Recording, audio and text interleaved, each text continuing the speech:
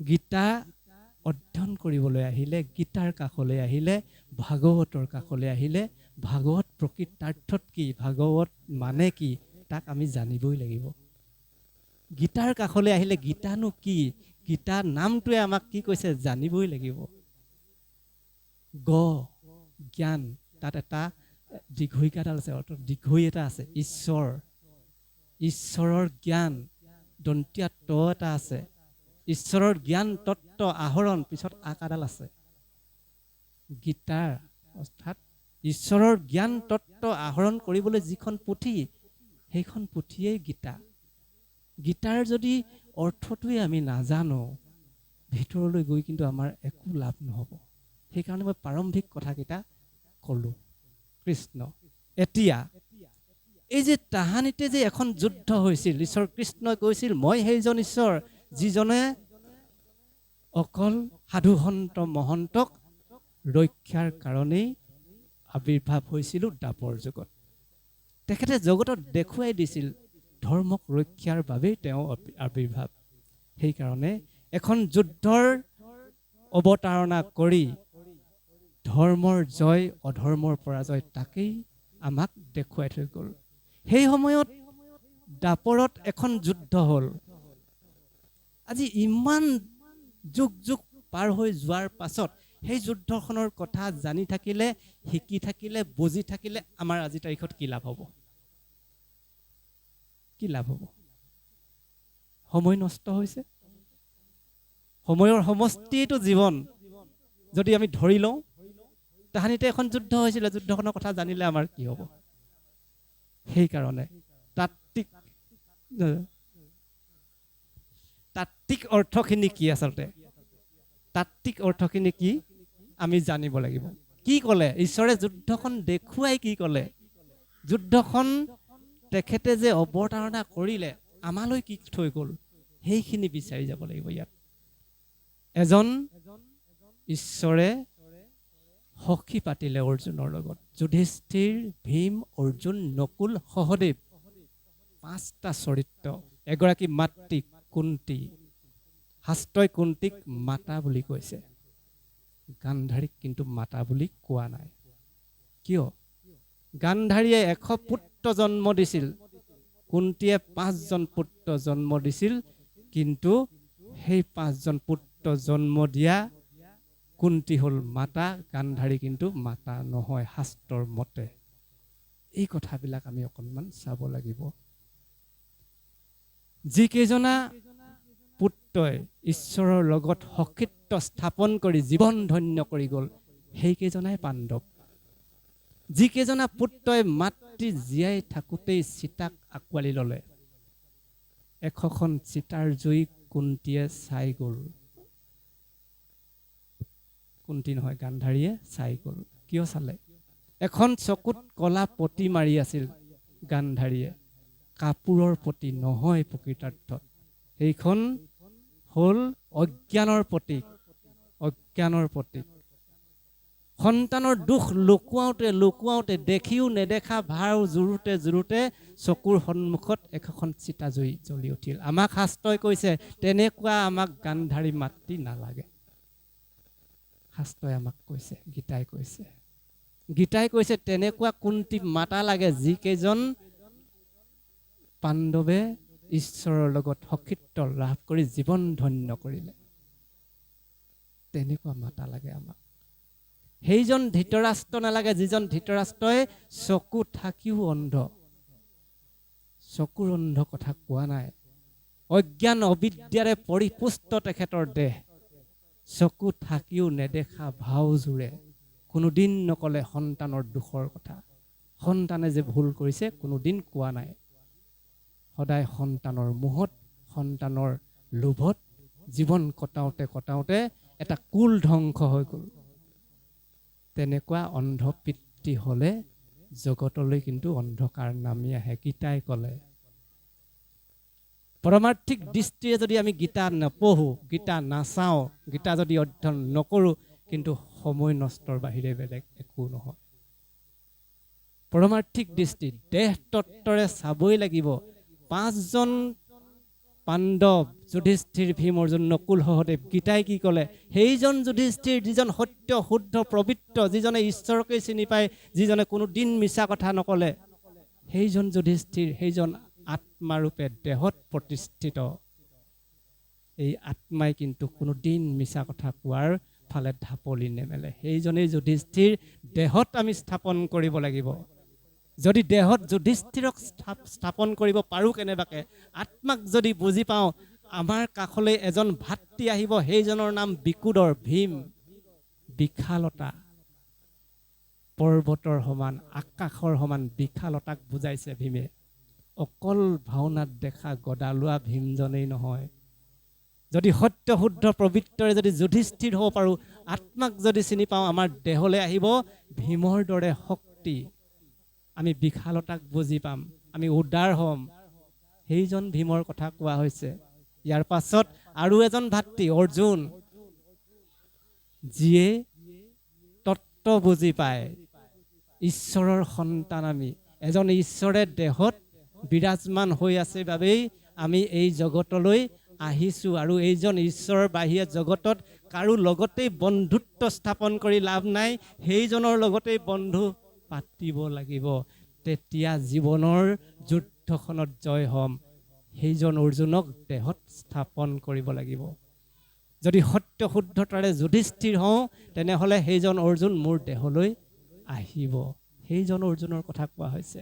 নকুল, ন্যায় আৰু নীতিতকৈও শ্ৰেষ্ঠ বস্তু এই জগতত একো নাই। নকুল মানে ন্যায় আৰু নীতি। এই ন্যায় নীতিকেই সাৰোগত কৰি যদি জীৱন কটাবলৈ চেষ্টা কৰোঁ, এই ন্যায় নীতিৰে যদি জীৱনটো কটাবলৈ চেষ্টা কৰোঁ, তেনেহ'লে নকুল বোলা যিজন ভাতৃ, সেই ভাতৃজন দেহত প্ৰতিষ্ঠিত কৰিব পাৰিম।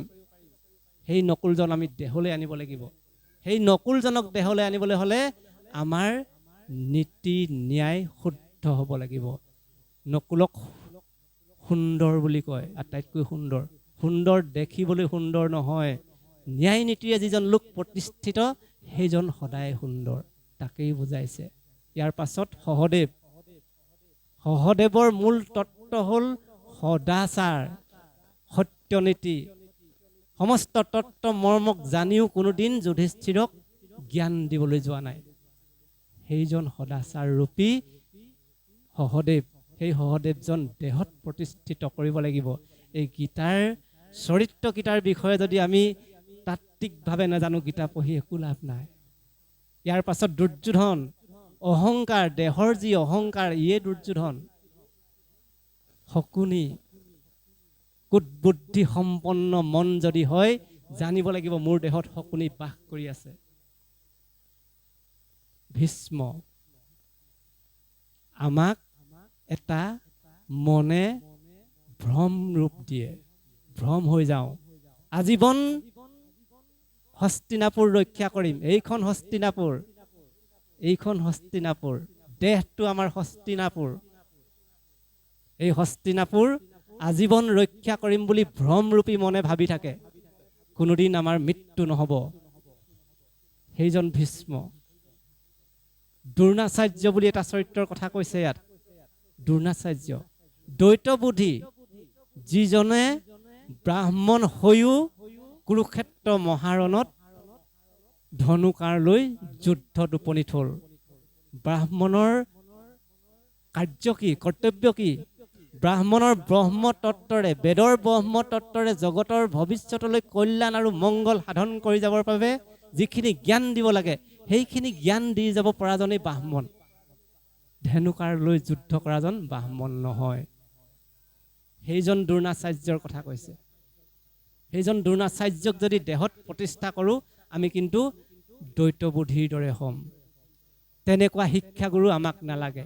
যদি তেনেকুৱা শিক্ষাগুৰু যদি আমাৰ থাকে, সেইজন শিক্ষাগুৰুৰ পুত্ৰ কিন্তু অশ্বত্থামা হ'ব। অশ্বত্থামা, মহাভাৰতৰ শেষৰ সেনাপতিজন অশ্বত্থামা।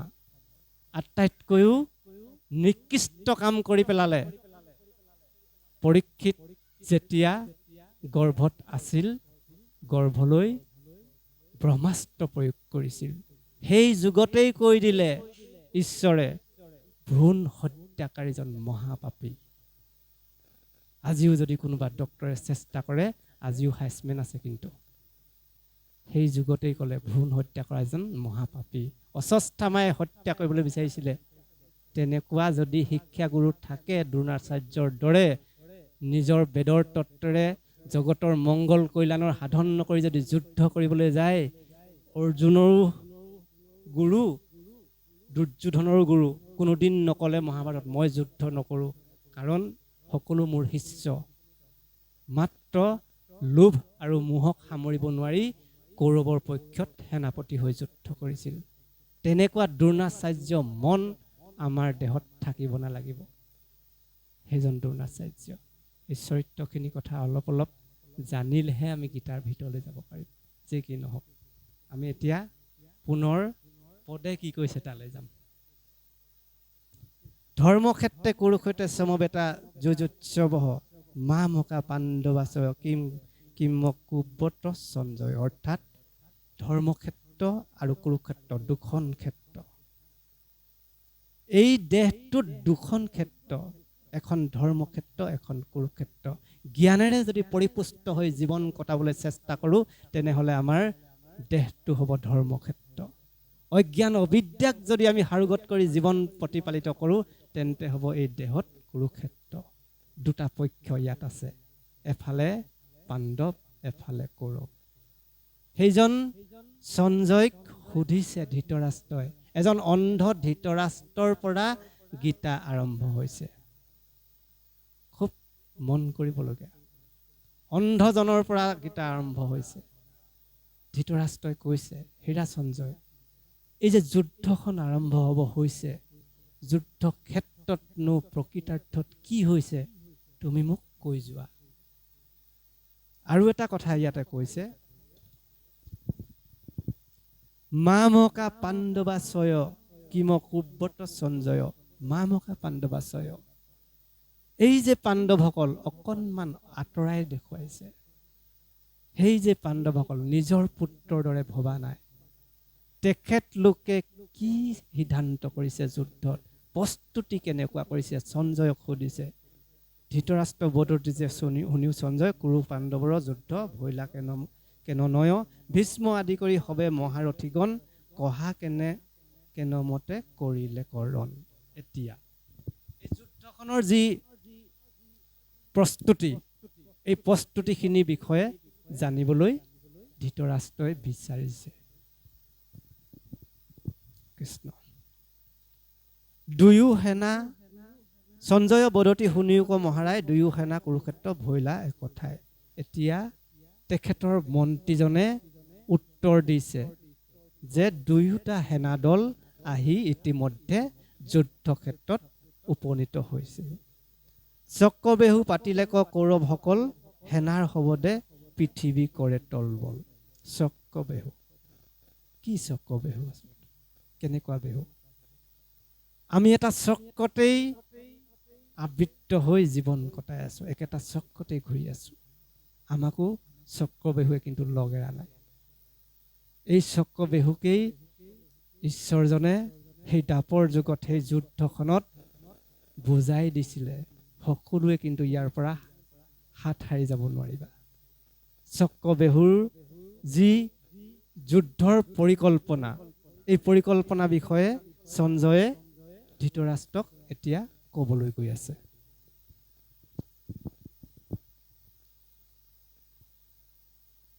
পাতিলা সংকট বেহু পাণ্ডৱ তনয়, যেনকোটি ৰাহু সূৰ্য গাখিবে খোজয়। সংকট বেহু, চক্ৰবেহু আৰু সংকট বেহু পাৰ্থক্য আছে। পাণ্ডৱৰ যিখন বেহু, পাণ্ডৱে যি যুদ্ধৰ প্ৰস্তুতি চলাইছে, সেই প্ৰস্তুতিলৈ মন কৰিলেই সঞ্জয়ে কৈছে যেন তাত কিন্তু ভয় সোমাই আছে। সংকট মানে ভয়। বুজি পোৱা গৈছে পাণ্ডৱে যিখন চক্ৰবেহু, যিখন বেহু পাতিছে, সেইখন কিন্তু সংকট বেহু। নিশ্চয় আমাৰ সংকট হ'ব পাৰে বুলি সঞ্জয়ে অনুভৱ কৰিছে। যেন কোটি ৰাহু সূৰ্য গাখিবে খোজয়। সৌৰজগত বিশ্ব ব্ৰহ্মাণ্ডৰ সকলোকে একাকাৰ কৰি যদি সূৰ্য কোটিটা হৈ যায়, তেনেহ'লে সকলো চাৰাখাৰ হোৱাৰ নিশ্চয়তাটো একেবাৰে সত্য। এটা সূৰ্যৰ তাপতেই আমি থাকিব নোৱাৰোঁ। যদি কোটিটা সূৰ্য আহে কি হ'ব পাৰে? সঞ্জয়ে অনুভৱ কৰিছে, ধৃতৰাষ্ট্ৰক কৈছে যেন কোটিটা সূৰ্যই যেন গ্ৰাস কৰিবলৈ গৈ আছে নেকি। কৃষ্ণ হেন দেখি তজুপুত্ৰ ৰাজা দুৰ্যোধন দ্ৰোণৰ সমীপে শীঘ্ৰে কৰিলা গমন। তোমাৰ যিজন পুত্ৰ, জ্যেষ্ঠ পুত্ৰ দুৰ্যোধন, এই দুৰ্যোধনে কিন্তু দ্ৰোণৰ কাষলৈ গৈছে। যিজন সেনাপতি, সেইখন যুদ্ধৰ সেনাপতিৰ কাষলৈ গৈছে বুলি কৈছে। নমস্কাৰ কৰি বোলে গুৰু ভগৱান, পাণ্ডৱৰ বেহুখান দেখা কেনথান। বৰ বৰ বীৰ ভীম অৰ্জুন সমান, শিখণ্ডী সাত্যকী ধৃষ্টকেতু যুযুধান। এই বীৰসকলক দেখি দুৰ্যোধনে দ্ৰোণৰ ওচৰলৈ গৈ, সেনাপতিৰ ওচৰলৈ গৈ কৈছে যে পাণ্ডৱৰ যি যুদ্ধৰ প্ৰস্তুতি, এই প্ৰস্তুতি কিন্তু ভয়ংকৰ। দ্ৰুপদ বিৰাট কাশীৰাজ ধৃষ্টদ্যুম্ন, শৈব্য পুৰোজিত কুন্তীভোজ অভিমন্যু। এই সকলোবিলাক বীৰসকলৰ নামসমূহ ধৃতৰাষ্ট্ৰক যেতিয়া তেখেতে কৈছে, তেতিয়া ইয়াত এটা আমাৰ প্ৰশ্ন হয়। প্ৰকৃতাৰ্থত সেইখন যুদ্ধৰ প্ৰাৰম্ভণিতেই যিহেতু তেওঁ যুদ্ধখন চাবৰ পৰা শক্তি নাই, অন্ধ, তেওঁক এজন পাত্ৰ মন্ত্ৰীয়ে যুদ্ধখনৰ কথা বৰ্ণনা দিবলৈ গৈ আছে। সেই পাত্ৰ মন্ত্ৰীজনৰ বৰ্ণনা মতে তেখেতে যুদ্ধখন চাবলৈ ইচ্ছা কৰিছে আৰু চাইছে। যুদ্ধখনৰ যি পৰিস্থিতি, গোটেই পৰিস্থিতিখিনি লক্ষ্য কৰাৰ পাছত সেইজন ঈশ্বৰ কৃষ্ণই অৰ্জুনক গীতাখন ক'লে। যুদ্ধৰ আৰম্ভণিতেই গীতাখন কোৱা হৈছে ঈশ্বৰ কৃষ্ণই অৰ্জুনক। জীৱনৰ ঈশ্বৰ কৃষ্ণৰ ওচৰত শৰণ লোৱাৰ পদ্ধতি কি? ঈশ্বৰৰ ওচৰত আমি কেনেধৰণে শৰণ ল'ব পাৰিম? এই কথাখিনিকে ক'বলৈ যাওঁতে 18 যুগ সম্বলিত গীতা, 18টা অধ্যায়েৰে গীতা পৰিপূৰ্ণ হৈছে। আমি কি শিকিম এতিয়া? আমি বন্ধু সেইজনৰ লগত পাতিব লাগিব, যিজন বন্ধুৱে আমাৰ জীৱনৰ যিখন যুদ্ধ, এই যুদ্ধখন জয় কৰিব পাৰে। সেইজন যুধিষ্ঠিৰে ঈশ্বৰ কৃষ্ণৰ ওচৰলৈ অৰ্জুনক পঠাইছিল। হেৰা অৰ্জুন, অহা কালিলৈ পৰা যুদ্ধ আৰম্ভ হ'ব, তুমি কৃষ্ণৰ ওচৰলৈ যোৱা। বোলে কিয়? যে সেইজন কৃষ্ণৰ ওচৰলৈ গৈ অৰ্জুনে কি কৰিলে? কিয় যাব লগা হ'ল? সেই সময়ত অৰ্জুনৰ আগে আগে দুৰ্যোধনো গৈছিল। দুৰ্যোধনক কিন্তু শকুনিয়ে পঠাইছিল, হেৰা তুমি মধ্যৰাতি গমন কৰিবা। কলৈ?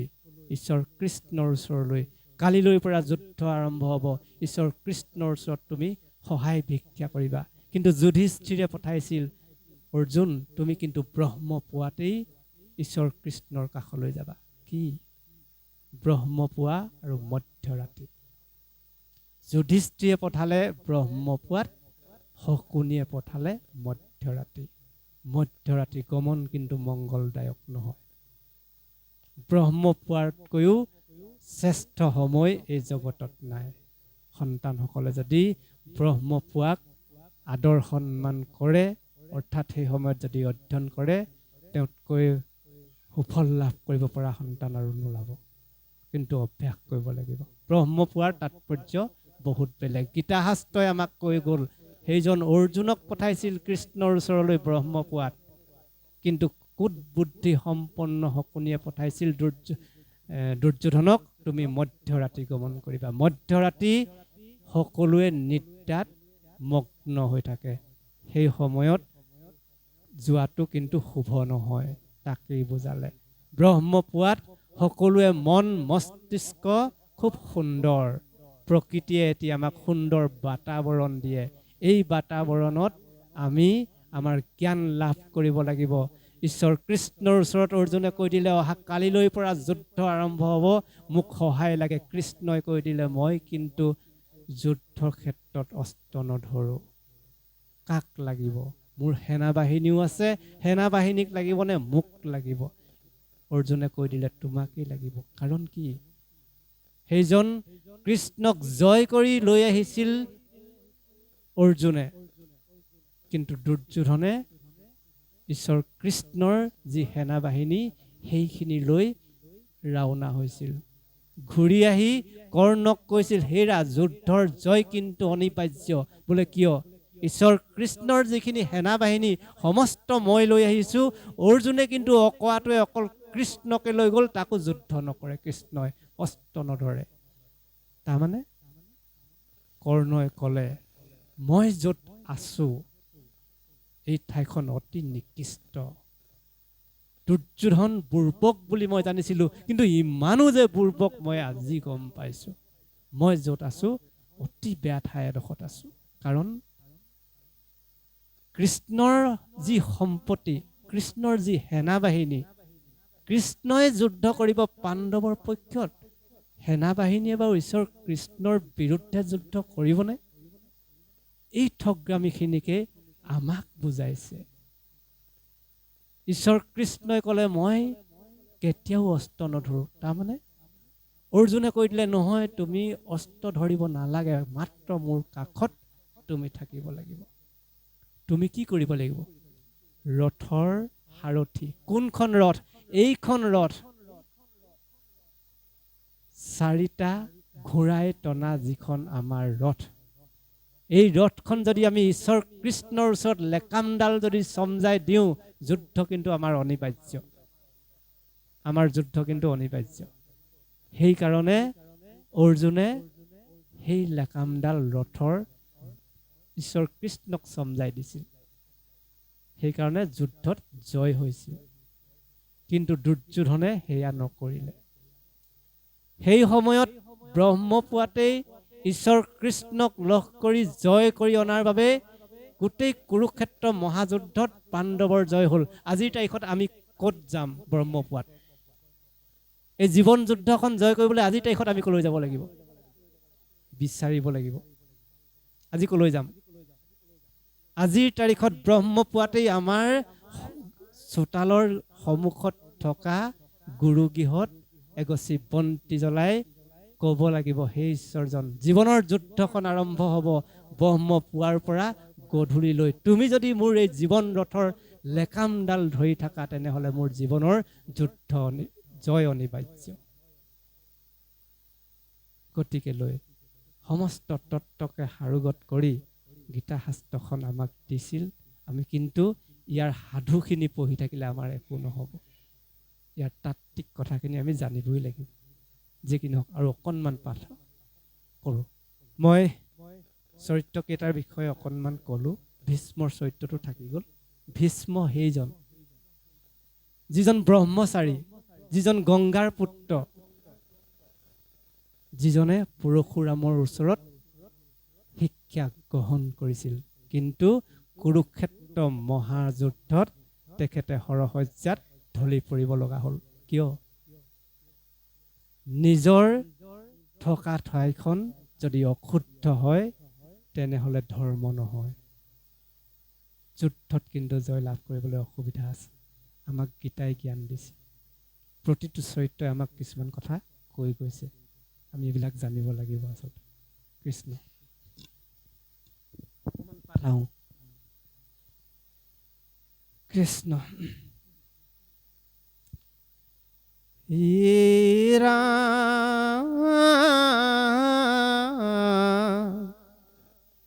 একে ৰথে উঠি কৰিলে সংগ্ৰাম, নিশ্চয় জানিবা তাৰ অৰ্ধৰথী নাম। হাজাৰো ৰথক এক ৰথে কৰে ৰণ মহাৰথী বুলিয়াক হয় সৰ্বজান অসংখ্যাত ৰথ লেখা জোখা নাহি যাৰ একে ৰথে যুঁজে অতি ৰথী নাম তাৰ আমাৰ দেখিও মুখ্য বীৰগণ কি প্ৰকৃত ব্ৰহ্মা থামা দুষাখন কৰ্ণ যে বিকৰ্ণ ভুৰি স্বভাভগ দত্ত আলবহল্য কম্বুজ যে বীৰজয় দৰ্থ বিষকেতু বিষসেন ভীষ্ম গুৰু দুৰ্ণ সুষমাক আদি কৰি সংহপ্তৰ গণ বিন্দু অনুবিন্দ জেবি খংগ ছেদিপতি অক যে যবন তাল ভদ্ৰ জংগমতি হুবেগ মল্লাৰ কীট বীৰ ভদ্ৰ ভানু পুৰঞ্জৰ ভগীৰথ পৰিপাত থানু গয় গদহত ধনু বীৰময় মত্ত বৃত্তিহূত ছেদিপতি কাম বীৰ দত্ত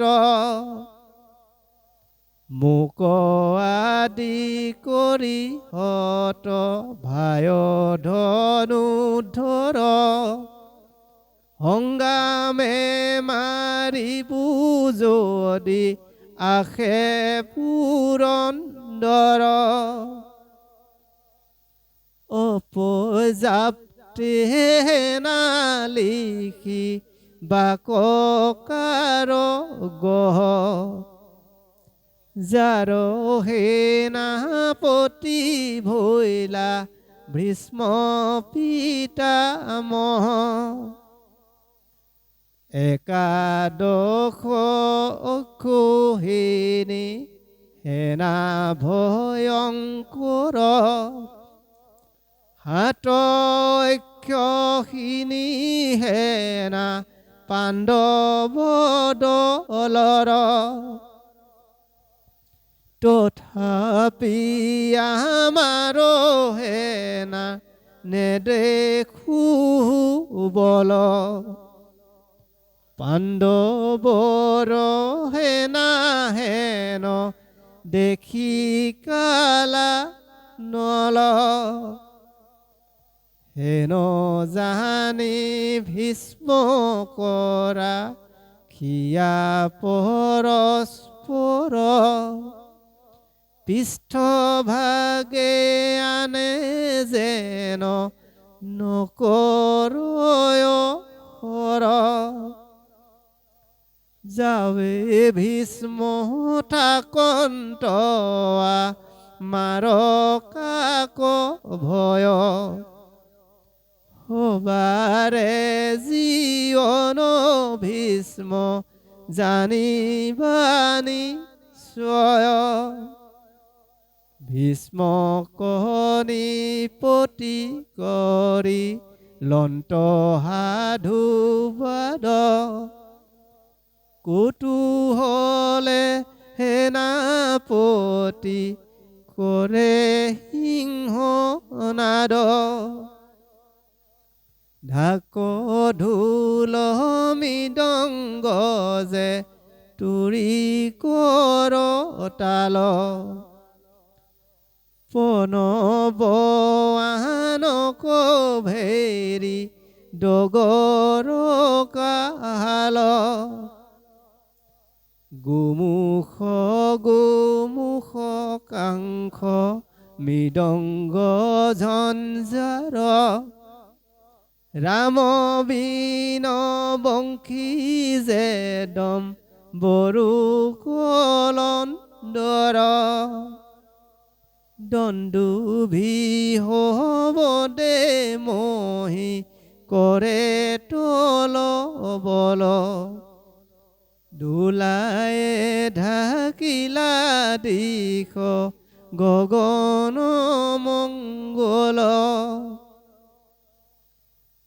নখহে হৰিৰ কোৰ বৰ বাদ্য শুনি একেবাৰে পাণ্ডৱে কৰিলা সংশোধনী কৃষ্ণে ফুকিলন্ত পাঞ্চ জন শংখ বৰ পণ্ডুক শংকৰ ফুকি লন্ত বিকুদৰ যুধিষ্ঠিৰে বাইলা শংখ অনন্ত বিজয়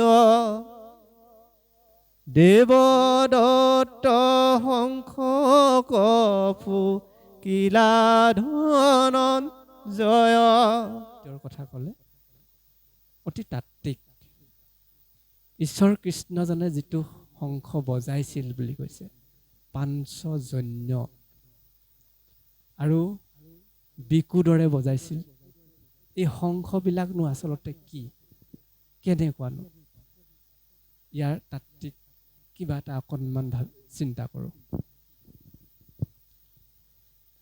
পণ্ডক শংখ ফুকিলন্ত বিকুদৰে পণ্ডক মানে বিশালতাক বজায় আকাশৰ সমান বিশালতা সেই বিশালতাই ভীমক পৰিচয় দিছে পণ্ডক যুধিষ্ঠিৰে বাইলা শংখ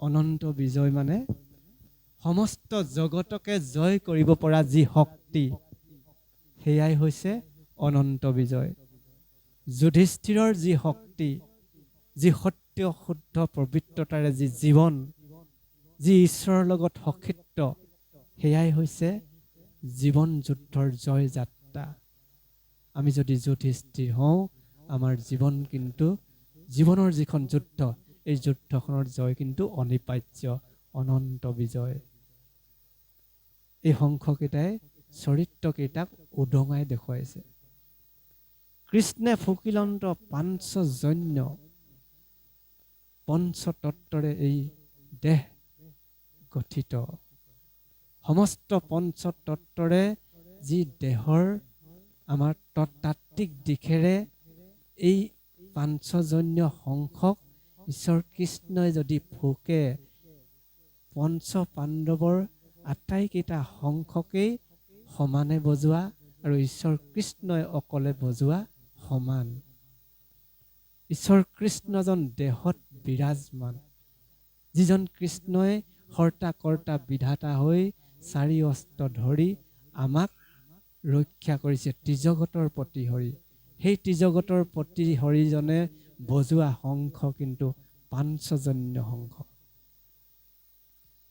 দেৱদত্ত শংখক ফুকিলা ধনঞ্জয় এই নামটো চাব লাগিব এজন অৰ্জুনৰ নাম কেইবাটাও এটা ধনঞ্জয় শব্দটো পাইছোঁ ধন আৰু লগত অৰ্জন কৰা শব্দটো যোগ হৈ আছে জয় অৰ্থাৎ অৰ্জুনে কি জয় কৰিছিল পৰম ধনক জয় কৰিছিল জীৱনত যিখিনি ধন জয় কৰিব লাগে তাকেই জয় কৰি পেলালে কি জয় কৰিলে ঈশ্বৰ কৃষ্ণক বন্ধু হিচাপে পালে সেইকাৰণে পৰম ধন যি, সেই ধনক যদি জয় কৰিব পাৰে সেইজন ধনঞ্জয়।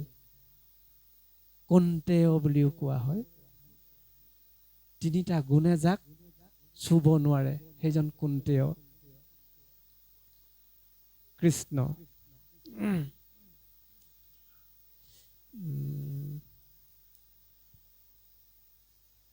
হিৰাম সংখ্যাত বাদ্য বাইলন্ত বিস্তৰ বাদ্য শুনি কম্প ভৈল কৌৰৱৰ কৃষ্ণ কহ মুন্ধি বাক্য বুলিলা অৰ্জুন আগে বহায়ু কৰথ দেখো নাগন বেহুৰ মধ্যত কোন আছে কোন ভাগে তাৰ অনুক্ৰমে যুদ্ধ কৰিব লাগে কৃষ্ণে বুজিলন্ত অৰ্জুনৰ অভিমত উভয় সেনাৰ মধ্যে ৰাখিলন্ত ৰথ দুয়োটা দল সেনাৰ মধ্যত ৰথখন ৰাখিছে, মধ্যত ৰাখিছে। জন্মৰ পৰা মৃত্যুলৈকে আমাৰ জন্মও আছে, আছে, কিন্তু ঈশ্বৰজনৰ জন্ম নাই, মৃত্যু নাই। তেখেত মৃত্যুৰ পৰাও জন্মৰ পৰাও সনাতন। মধ্যত ৰথখন ৰাখিছে বুলি কৈছে। তাৰ মানে কি কৈছে আমাক? যাৰ জন্মৰে আৰম্ভ মৃত্যুৰে শেষ সেইজন অৰ্জুন মধ্যম পাণ্ডৱ। জীৱনৰ যাৰ জন্ম আছে, মৃত্যু আছে, মাজৰ সময়খিনি মধ্যম পাণ্ডৱ। পাণ্ডৱৰ 5জন ককাই ভাই মাজৰজন কাৰণে মধ্যম পাণ্ডৱ নহয়। ঈশ্বৰজন ঈশ্বৰেই, কিন্তু ঈশ্বৰৰ লগত যিজন সক্ষিপ্ত সেইজন কিন্তু ঈশ্বৰ নহয়। তেখেত কিন্তু মধ্যম। জন্ম আছে, মৃত্যু আছে, তেওঁৰ জন্ম আৰু মৃত্যুৰ মাজৰ এয়া মধ্যম পাণ্ডৱ। কৃষ্ণ।